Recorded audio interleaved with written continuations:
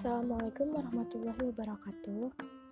Perkenalkan, nama saya Natasha Putri Sabita dari kelas 10 Perbankan Syariah 1. Di sini saya akan menjelaskan sedikit tentang keselamatan dan kesehatan kerja atau K3 serta penyakit akibat kerja atau PHK.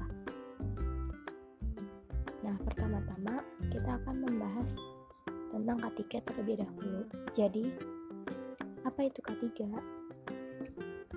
Keselamatan dan kesehatan kerja atau K3 adalah bidang yang terkait dengan kesehatan, keselamatan, dan kesejahteraan manusia yang bekerja di sebuah institusi maupun lokasi proyek. Tujuan K3 adalah untuk memelihara kesehatan dan keselamatan lingkungan kerja. Berikut adalah lambang dari K3. Lambang K3 seperti ini. Untuk lambang berupa palang berwarna hijau dengan roda bergerigi 11 dengan warna dasar putih. Masing-masing lambang bagian dari lambang tersebut memiliki makna tersendiri, yaitu yang pertama arti tanda palang adalah bebas dari kecelakaan dan penyakit akibat kerja atau PHK.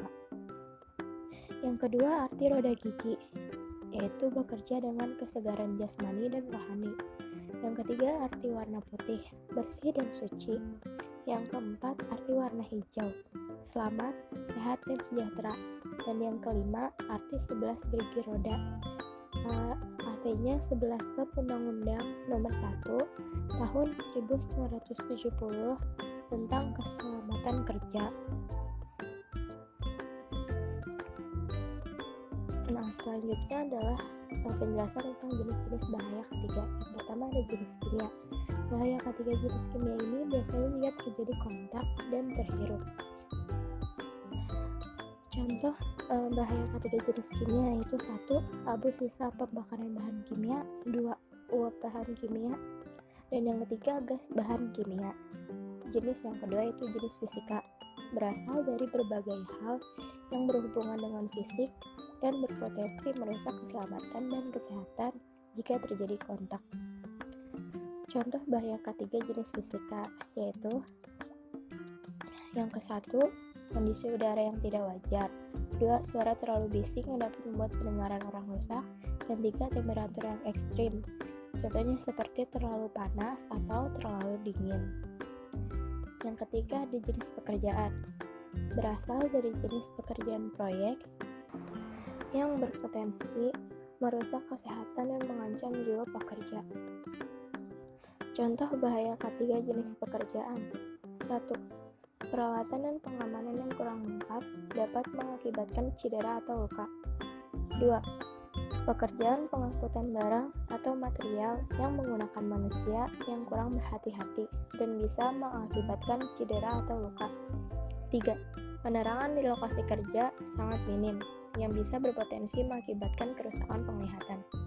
Jenis yang keempat yaitu jenis biologis, berasal dari hewan atau disebut mikroorganisme tak kasat mata yang berada di sekitar lokasi kerja dan dapat masuk ke dalam tubuh manusia tanpa diketahui, sehingga banyak penanganannya dilakukan setelah terinfeksi.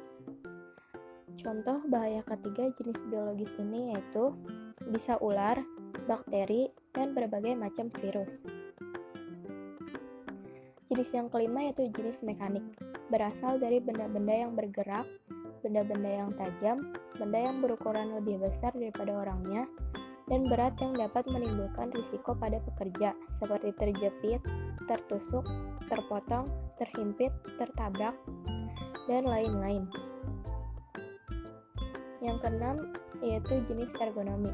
Bahaya ergonomi adalah bahaya yang berasal dari adanya ketidaksesuaian desain fasilitas atau alat kerja dengan kapasitas tubuh pekerja tersebut, sehingga pada kasus seperti ini akan menimbulkan rasa tidak nyaman di tubuh, sakit pada otot, pegal-pegal, tulang, dan sendi.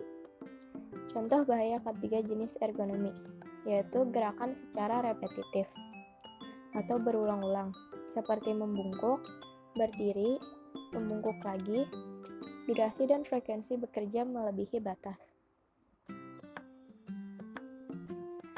Nah, berikut ini adalah gambar dari contoh jenis bahaya K3. Nah, selanjutnya kita akan membahas tentang faktor yang mempengaruhi keselamatan dan kesehatan kerja atau K3. Yang pertama ada faktor manusia. Tak jarang manusia membuat kesalahan atau kecelakaan saat bekerja. Kesalahan yang mungkin saja dilakukan oleh manusia dalam industri atau pekerjaan di lingkungan kerjanya disebabkan oleh banyak faktor, seperti faktor fisik dan mental. Contohnya yaitu kurang penglihatan atau pendengaran, otot lemah, reaksi mental lambat, lemah jantung atau organ lain, emosi dan syaraf tidak stabil, serta lemah badan. Selanjutnya faktor pengetahuan dan keterampilan. Contohnya seperti kurang memperhatikan metode kerja yang aman dan baik, kebiasaan yang salah, dan kurang pengalaman. Selanjutnya itu faktor sikap. Contohnya seperti kurang minat atau perhatian, terus kurang teliti, malas, sombong, tidak peduli akan suatu akibat, dan hubungan yang kurang baik. Yang kedua yaitu faktor lingkungan. Secara lebih khusus, faktor lingkungan yang mempengaruhi proses K3 adalah seperti misalnya faktor kebisingan. Tingkat kebisingan yang tinggi di lingkungan kerja dapat mengganggu dan merusak pendengaran. Kemudian suhu udara yang buruk di lokasi kerja juga berpengaruh terhadap kesehatan pekerja. Faktor lainnya, yakini penerangan buruk di lokasi kerja juga berpotensi merusak mata dan mempengaruhi K3. Kemudian faktor yang ketiga yaitu ada faktor peralatan, seperti peralatan rusak. Apabila kondisi peralatan atau mesin rusak, ini tentu saja akan berdampak tidak produktif untuk pekerjaan dan bahkan bisa saja membahayakan kesehatan dan keselamatan pekerja itu sendiri. Kondisi mesin yang rusak juga bisa saja menyebabkan kecelakaan kerja, sehingga harus diantisipasi. Selanjutnya itu letak peralatan juga mempengaruhi keselamatan kerja. Mesin atau peralatan yang mudah dioperasikan dan mudah dijangkau jaraknya akan mudah dikendalikan oleh pekerja.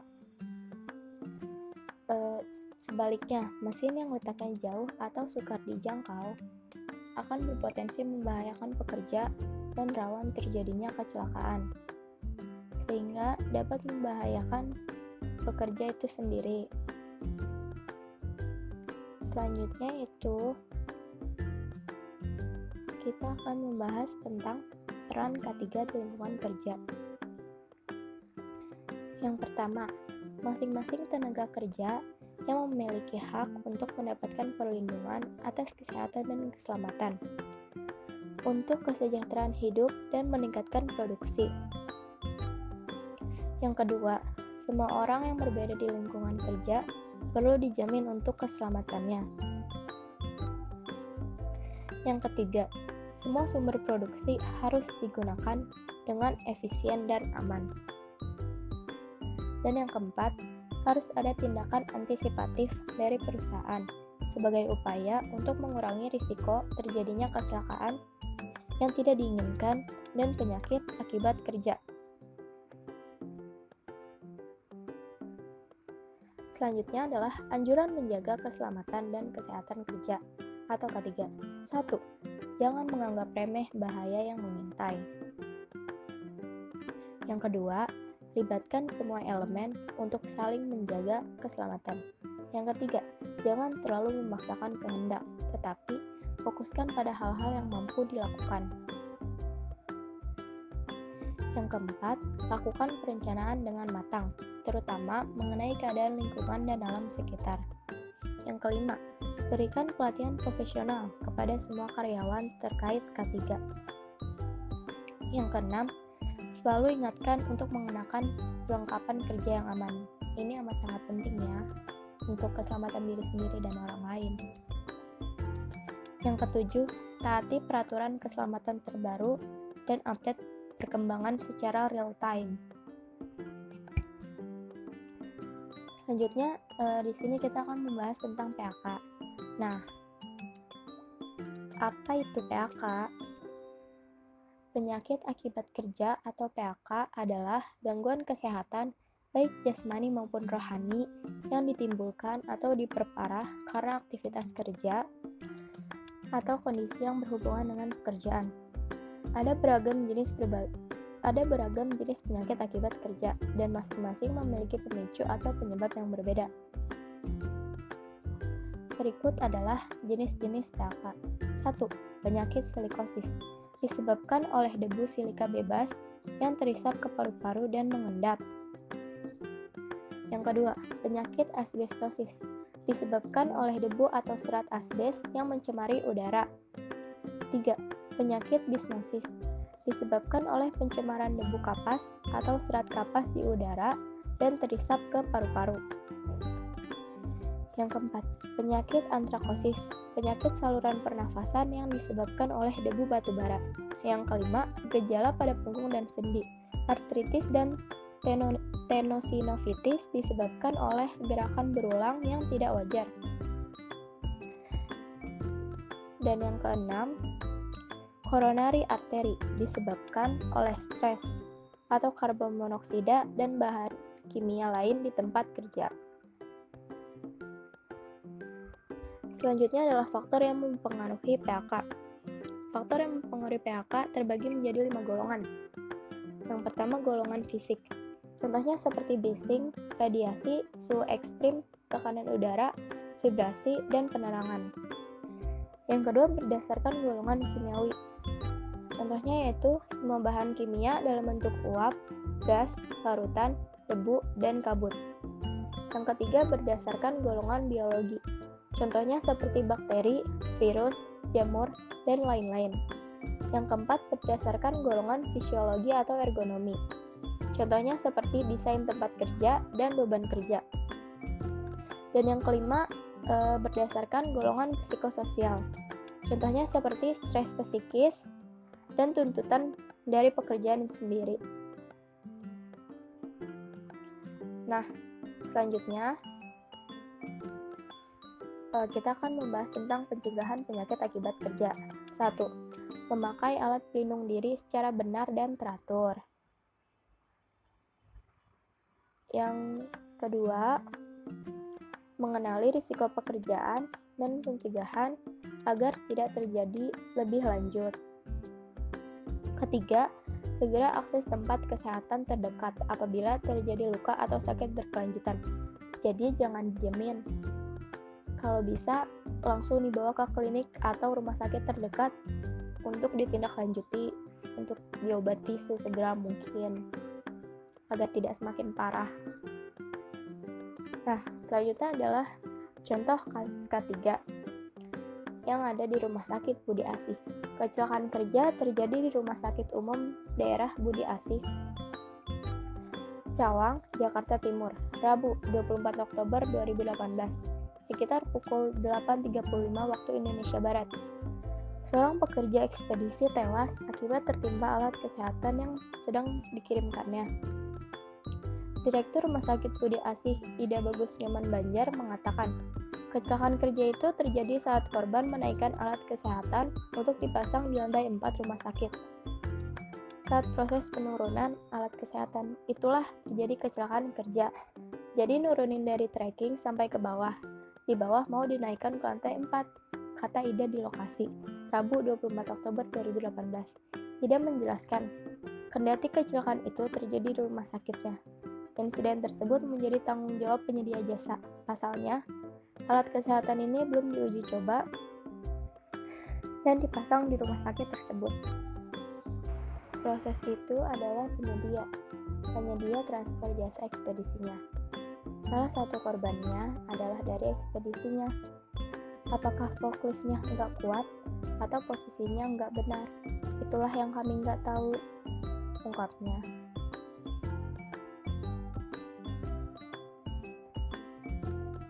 Berikut adalah analisis faktor yang mempengaruhi terjadinya kecelakaan kerja tersebut menurut saya.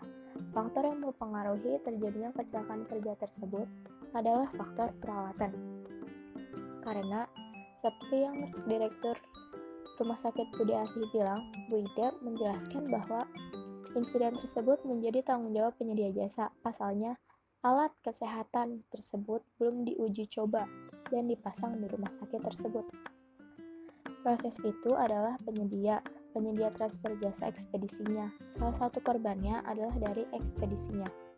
Apakah forkliftnya nggak kuat atau posisinya nggak benar? Itulah yang kami nggak tahu, ungkapnya. Jadi di sini alatnya itu belum diuji coba dan belum pasti keamanannya, tapi sudah digunakan. Jadi itu merupakan faktor peralatan. Nah, tindakan yang harus dilakukan untuk mengatasi. Sebaiknya diuji coba dulu alat kesehatan tersebut sebelum digunakan, agar tidak membahayakan pekerja sendiri maupun orang lain. Jangan menggunakan alat yang belum teruji layak pakai. Sekian penjelasan dari saya. Mohon maaf masih ada banyak kata-kata yang salah. Semoga bermanfaat. Wassalamualaikum warahmatullahi wabarakatuh.